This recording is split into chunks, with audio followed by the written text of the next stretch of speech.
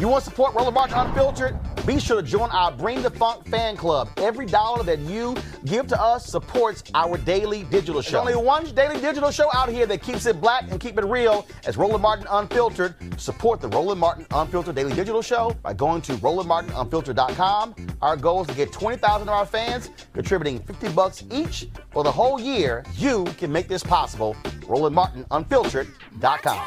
Today, President Joe Biden signed 4 new executive orders aimed at improving racial equity in America. Each of his actions are expected to lay the groundwork for improvements in discriminatory housing practices, government ties to private prisons, tribal government relations, and increased xenophobia against Asian Americans due to COVID-19. This is Joe Biden speaking earlier today. In my campaign for president, I made it very clear that the moment it arrived as a nation where we face deep racial inequities in America and systemic racism that has plagued our nation for far, far too long. I said that over the course of the past year that the blinders have been taken off the nation, the American people. What many Americans didn't see or had simply refused to see couldn't be ignored any longer. Those 8 minutes and 46 seconds that took George Floyd's life opened the eyes of millions of Americans and millions of people around all over the world. It was the knee on the neck of justice, and it wouldn't be forgotten. It stirred the conscience and of tens of millions of Americans. And in my view, it marked a turning point in this country's attitude toward racial justice. COVID-19 has further ripped a path of destruction through every community in America, but no one has been spared. But the devastation in communities of color has been nothing short of stunning. Just look at the numbers.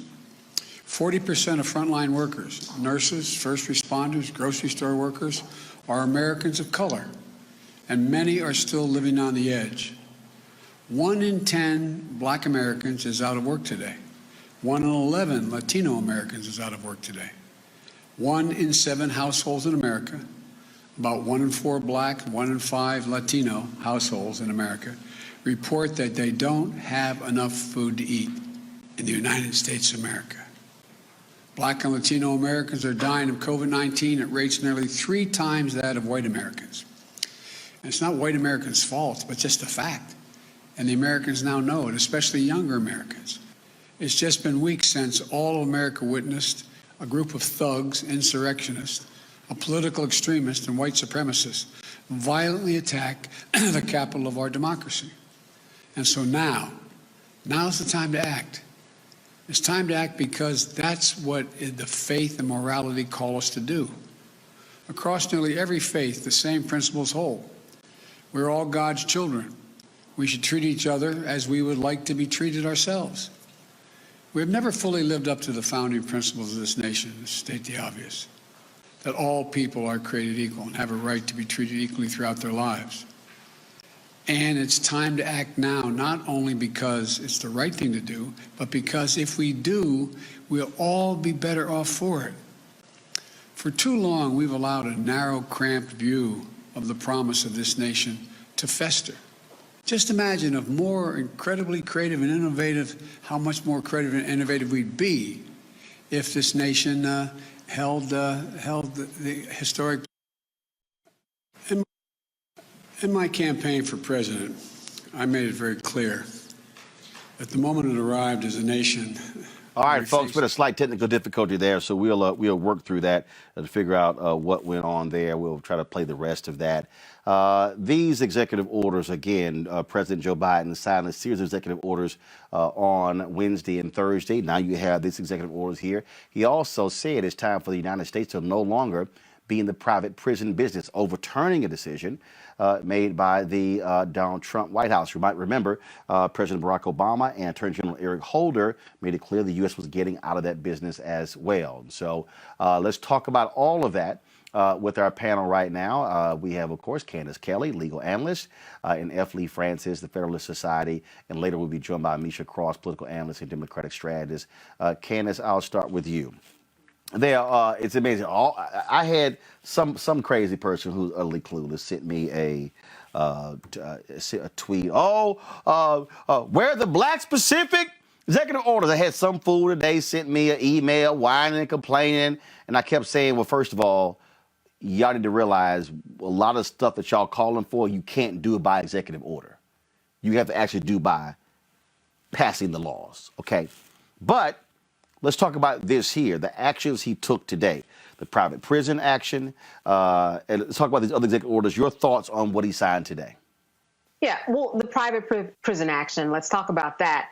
I mean, the government should not be in the business of private prison, because what's happening is that people are going to look at this and they're going to say, well, of course, this makes sense that the government would have their hands in the private prison and connect it to the policing and the state of the police system now and what's going on. And that's not a good look for the government. And we know that when Joe Biden first ran for office, he ran on the basis of eradicating the racist system. So this was a great move by Joe Biden. I think a move that people were expecting. I think when we look at some things like the Fair Housing Act, if we look at the Fair Housing Act and making sure that people are not discriminated against because of the types of families that they have, or with their mortgages, or even with sexual harassment as part of the Fair Housing Act, while it's great on paper, what we need to do is retrain people who are in the business. This is the same thing that police are going through in terms of let's retrain the people. You can have all of these acts on paper and the words are great, but if it's not put into action, then what you end up with is a lot of people just suing based upon the Fair Housing Act. And then they don't get the mortgage, then they're spending all of their money on fighting these lawsuits. So while it is great, we have to change the root of the system. We have to retrain people to make them understand that they have to change their minds in terms of how they perceive people of color. And that is where the real work is that has to be done. Lee, your assessment of these executive orders signed by President Joe Biden? Yeah, I don't think really much of it has any teeth at all. I think the one that maybe has the most punch is the DOJ's instruction of not renewing the private prison contracts, which, by the way, was started to reduce overcrowding. This isn't significant because out of the millions of people that are currently in government prisons, less than 9%, 8.2% of all prisoners are in private prisons. That's 128,000 out of 1.5 million people currently incarcerated.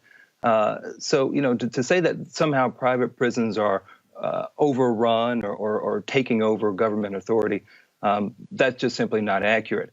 Also, private prisons are cheaper to run. They save taxpayers upwards of $144 million per year, which is $17 a day per prisoner less than it takes to run the government system. Lee, are you mindful of that story that came out of, I think it was Connecticut? Let me know if that's the right state, Candace, where a judge actually was found guilty and was sent to prison because he was purposely sending black folks to a particular friend's private prison because he needed those bodies in there.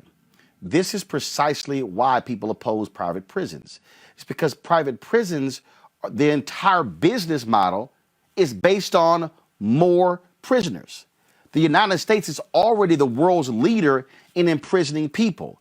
So we dealt with the reality of black bodies being an economic driver in this country when we had slavery. What we don't need is for there to be private prisons whose stock prices go up based upon a law and order candidate winning, because they, in order for their stock price to go up, they need more people in prison. In fact, in Mississippi, one second. In Mississippi, there were cities and counties in Mississippi complaining about the reduction of people going to jail because the people in those towns said, oh my God, if we don't have these inmates, then we might lose our prison and might lose our jobs. They weren't caring about mass incarceration. They weren't caring about the problems of criminal justice, they were like, we need more of these prisoners. That, Lee, is why it's not a good idea to have private prisons when they are all driven by economics. Well, I think you missed the entire point of private prisons. I mean, so take No. I know the point of private prisons. I let you talk. So No. Here. Don't tell me I missed the point. One second, Lee. I'm gonna let you finish.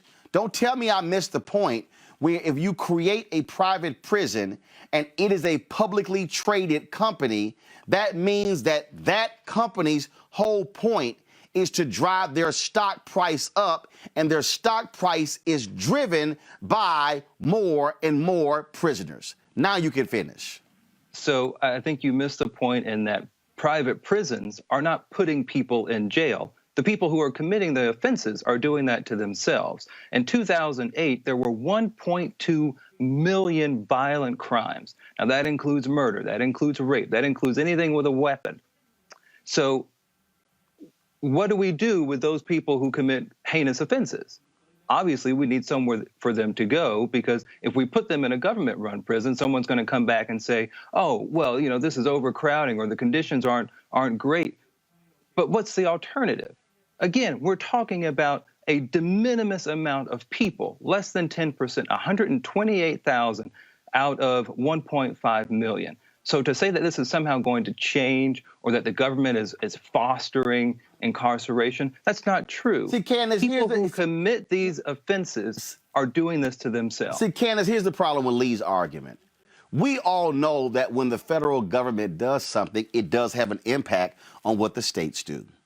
And so when you begin to have a change in federal sentencing policy, when you begin to have a change in federal prison policy, it then impacts the state. In fact, legislators in the House and the Senate could literally craft bills to offer incentives for states to lower their prison populations, just like they did in the 1994 crime bill, where they offered incentives for the states to actually put folks in prison longer. So, right. The one that Joe Biden authored? Yes, the one that Joe Biden authored and the one that Republicans and Democrats voted for. So, sure. the whole point here, Candace, is that this is significant. But what I find to be interesting is that if it's not significant, then why did Donald Trump and Jeff Sessions and Bill Barr revert back to instituting the private prisons? See, Candace, that's why Lee's argument doesn't hold any water. Candace, go ahead. This is a perfect example of the three branches of government that we learned about when we were younger, that a lot of people don't remember, right? The executive, legislative, and judicial branches. And we've seen some stark misrepresentations of how these three branches should work separately, because they haven't. They've been overlapping for the past 4 years.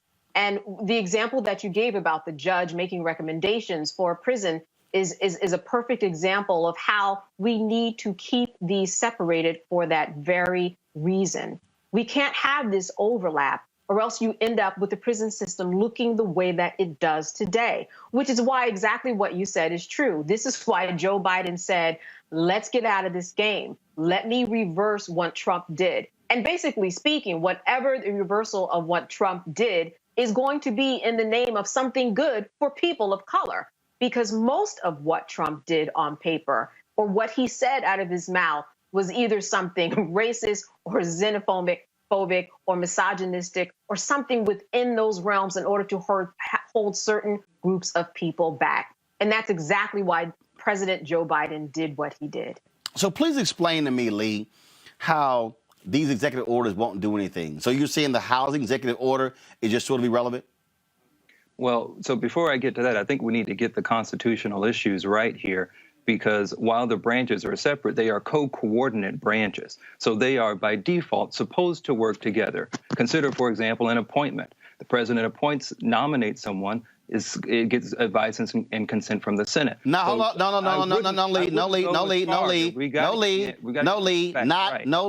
Not all appointments. Only those appointments. No. Hold up, not Lee, not all appointments. Susan Rice, who Biden picked as part of his team does not have to go before the United States Senate. So the Senate does not advise and consent on all appointments. As only a select, no, Lee, you literally just said I never said that the a word presidential I said with appointments. Again, I think we've got to listen to what the Lee, we heard what you said, but we know the Constitution, Lee. I'm asking about the housing. I'm asking about housing. And again, so when you say these executive orders don't mean anything, really? So you just they mean nothing. Are you saying that the executive order signed today won't have any impact on the issue of racial equity? So let's look at the language of the actual executive order. So when we look at the fair housing order, the order that he sends to HUD, it says that it is to examine the effects of the Trump executive orders. So that isn't somehow, and it goes on to say to increase compliance with the Fair Housing Act. These aren't anything new. This isn't a new law. Wait. You said it's not anything new. Did you forget when Ben Carson, the Secretary of HUD, when they actually told states that in the cities they did not have to submit their plans and abide by the rules of the Obama era when it comes to ending patterns of housing discrimination? Did you forget that? No, I think what I'm trying to get you to realize is that the language of the executive order does not actually show anything. It doesn't do anything. It says we are going to examine. This executive order is calling for a committee to look at what Donald Trump's administration did. It's not actually directing anyone or directing any kind of policy. That's the whole point of an executive order. It's a government email, essentially. Candace, go ahead. What it does do is it reinforces what is on paper. And that's what we often have to do, whether it is the Civil Rights Act. You know, for example, we think about applying for a job, right? When you apply for a job, at the bottom of the application, it normally says that we are, an equal opportunity employer. But on the other hand, we have the EEOC, which deals with issues that have to do with employment. And it's rife with lawsuits and concerns from people who feel like they have been discriminated against. So I understand what you say by, hey, we have these things on paper, but with the same token, we need to examine these things that are on paper to see if they are working, if they are not working, and what we need to do in order to make them work. All of these things that are on paper need a little bit of oversight because nobody was watching them for the past 4 years.